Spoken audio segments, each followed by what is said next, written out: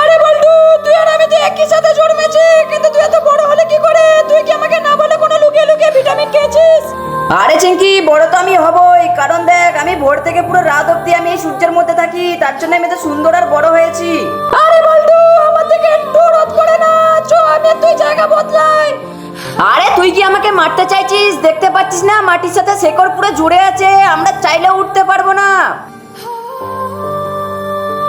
আরে বা, তুই আমাকে টাকা দিলি, দাঁড়া তুই কিছু তো একটা করছি তোর জন্যে।